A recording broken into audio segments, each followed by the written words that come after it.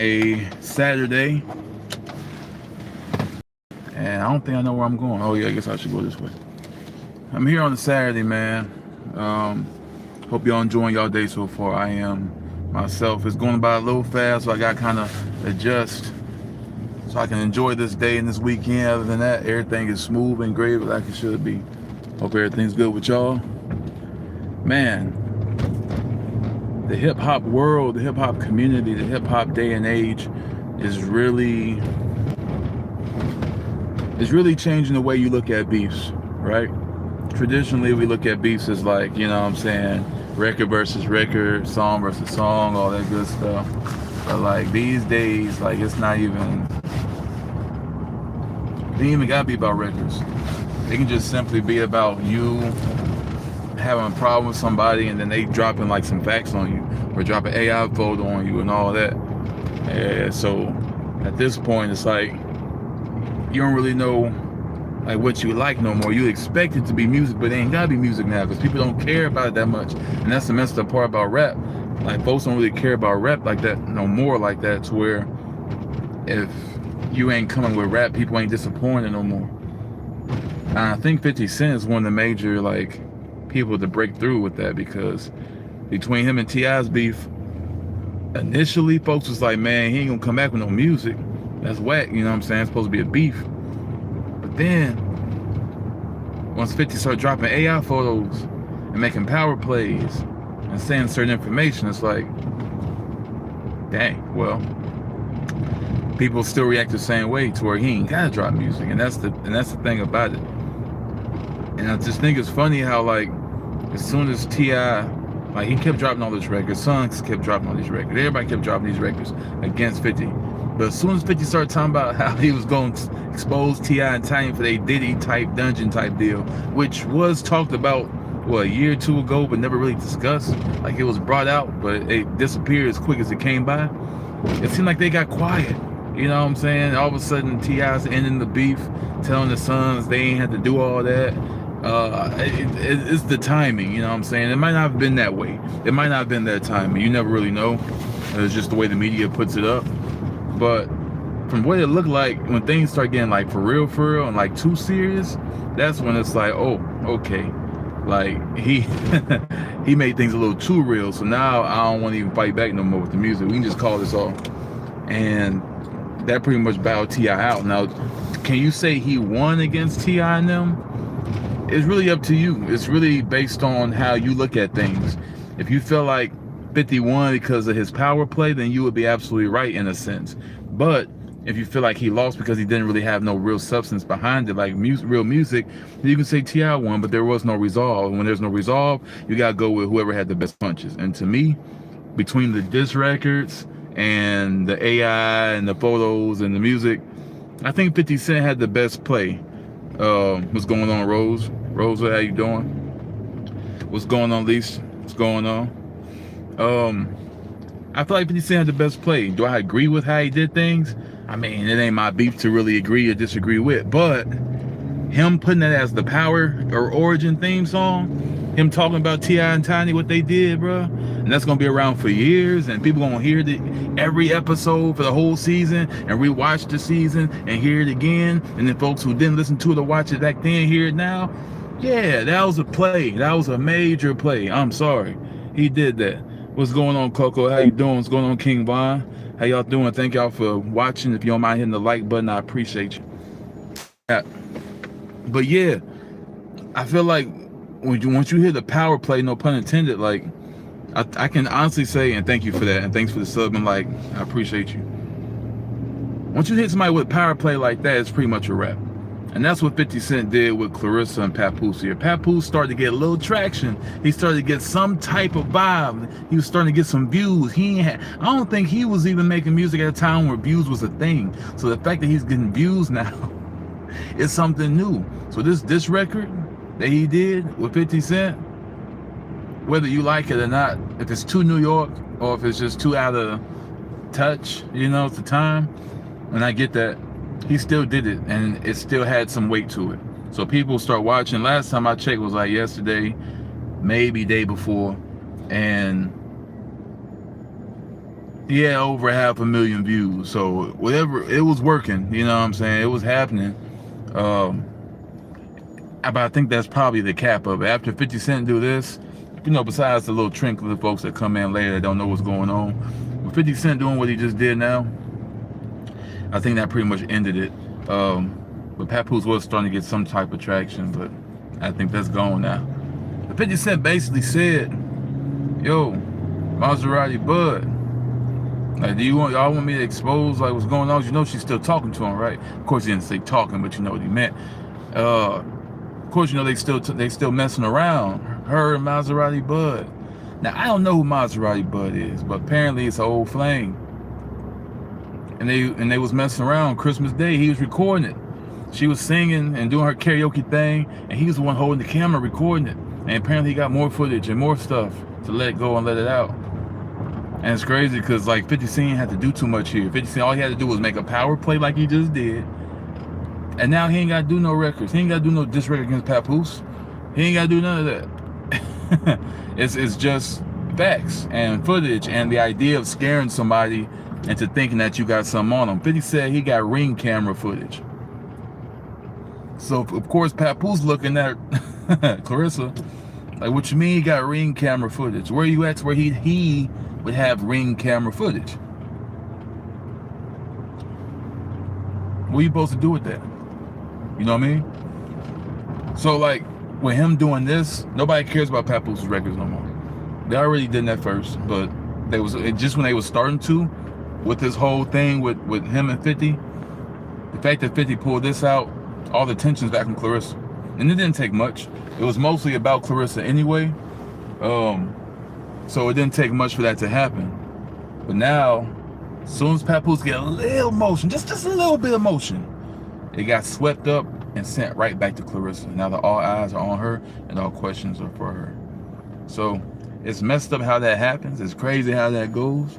But when you playing with somebody like that, 50 Cent, like he one of them ones that if I was in the industry deep and he started trying to challenge me and do some little stuff. First of all, 50 Cent to me is like a New York legend when it comes to the music industry. I'll say that. And me not being known and knowing my lyrical prowess, that ain't really something I would want to do. Not that I couldn't, but I wouldn't want to do that because it wouldn't feel right. I feel like I'm taking jabs at my uncle at a family reunion. You know what I'm saying? Like, I ain't taking my uncle serious. He throwing little jabs and throwing little shots. I'm not taking him serious. I'm not about to go off with my uncle unless he's just that disrespectful. You know what I'm saying? But like, stuff he's saying, little stuff like that, I don't care about that. So why people react to 50 Cent? I don't know. I wouldn't worry about it. I know it's easier said than done. You know what I'm saying? Words can't hurt me. Sticks and stones and all that. But at the same time, bro, like, come on. Like, it's 50. You know how he go. You know how he go. You know how he go. You know how he go. He gonna troll you. He gonna play with you. He gonna say all types of stuff to get under your skin. He been doing it for years. He been doing it for over 20 years. Over 20. 25 maybe. Bro was trolling on stage with Jay-Z and T.I. Bro was trolling Rick Ross. Bro was trolling Fat Joe. Bro was trolling everybody. Everybody you can think of, 50 Cent control at some point. That's who he is. 50 Cent at the age of 50, that's how he is.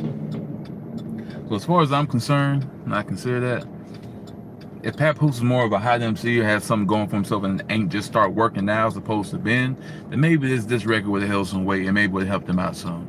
But I think it's just a little too late, you know what I'm saying? I ain't picking sides and I ain't trying to be harsh, but I just feel like it's a little too late for Pap to, and thank you for that like too and that view, I appreciate you. I just think it's too late for Pap to be trying to like come back with the record stuff, especially if you like an old school New York guy. Like that ain't nobody really listening for that, you know what I'm saying? Especially if you ain't already got no established records. If this your biggest record to date since you first came out 2 decades ago, then that's the problem. And that's not gonna help you in this war, in this beef, whatever. It's not gonna help you. So I think I'm gonna go ahead and put the bow on it. I think 50 Cent has vanquished all his enemies at this point. I think T.I. is done when it comes to that, and I think Papoose is done altogether. Just the combination of the 50 Cent thing and the Claressa Shields thing. So I feel like that's pretty much it. So that's enough on that. Now Drake, why Drake does what he does is beyond me. I'm not the type that like openly looks for stuff like this. This stuff more so pops up. But like the fact that Drake is upset still about this Kendrick thing, and I get it. It ain't just something you wash away. Brother lost money over it. He hadn't lost his aura or whatever. Look, you saying what that snippet say? I might call up Schoolboy Q because you feeding your man's peanuts. Some. You ain't taking care of your peoples. Whatever. First of all, do you got Schoolboy Q number? I'm just curious because that was a very specific thing to say. Why would you? And second, no, Drake, this is why you fail. And I'm gonna say this and I'm gonna make it clear. I might do a separate video on the reason why Drake is losing his beefs, and that will be a separate video. But I'm gonna make it short for this live just to add on to this. But I think people need to hear this part too. The reason why Drake is losing this beef in particular is because he keeps trying to involve other people. Stop trying to involve other people. Don't call up Schoolboy Q. If you know anything about Schoolboy Q, if you think you know anything about Schoolboy Q, then it's safe to assume that a person like him wouldn't even answer your phone call. And I'm just being 100. Whether it's you, your people, he ain't answering that. I don't care if him and Kendrick ain't making music together right now. That is a different type of bond they got, especially against somebody like you. They had a problem with you back in the day. So even if they not doing nothing, then what makes you think Schoolboy Q is just gonna be on your side now? What's going on, Tara? Hey brother, I have a question. What's going on? I got an answer. You can ask me. Man, and that's why I feel like if Drake honed in on his opponent, then people would be more so on his side. But like, you sound like a female. I'm not even trying to talk about Drake in a negative way. I'm just saying, whenever you got a problem with somebody, you start enlisting other people and saying, I might call up such and such, somebody close to you. I might something, because if you hadn't did this with this person, no, we talking about you and me. Mano y mano, you and me. Stop involving other people. That's what happened with the last time y'all beefed. And that's the reason why TaylorMade failed. The TaylorMade freestyle, that's why that failed. Because you start trying to bring Snoop and Tupac in it. And it wasn't even them, it was AI. And you put your own voice behind it. People don't respect that. And if they did, it will only be influenced by if you tried a different approach. You basically just rap the same way you rapped, but use AI to have their voice. Nobody cared for that. That made you lose more. If you hadn't dropped that and just waited and let, what's the name drop? What's the other one? Drop. If you waited and just dropped that, trust me, folks would have been like on your side. It would have been 50-50. It wouldn't have been 80-20 like it's been. And then eventually 90-10. Like, it would have been a lot on your side. Terry said, what you feel about the Epstein files? I'm kind of split on it, honestly. To be honest with you, I'm split because half of me says I'm glad something like this is being talked about because it needs to be, because there are sick people out there, especially deep in the industry, that's getting away with a lot of stuff and been getting away with stuff for decades. So I'm glad it's being talked about as a conversation. People can actually believe that this stuff is a thing, because it is a thing. It's happening. It has happened. It will happen.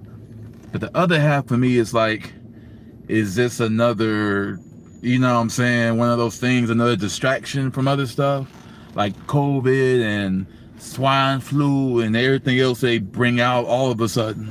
Epstein files, they been had them. Epstein been dead for a minute, and people been knowing about all this stuff for a long time, but now all of a sudden it's coming out. And why is all this coming out? Well, I don't know if you know, but Trump got a lot of stuff going on right now with Iran. So every time Trump got something going on with somebody that he done pissed off All of a sudden there's a new epidemic going around. There's a new sickness, there's a new court case, there's a new shooting, there's another rapper getting locked up for some inexplicable reason. It's the same thing, rinse and repeat over and over again. And I can't express how annoying it is because nothing is real no more.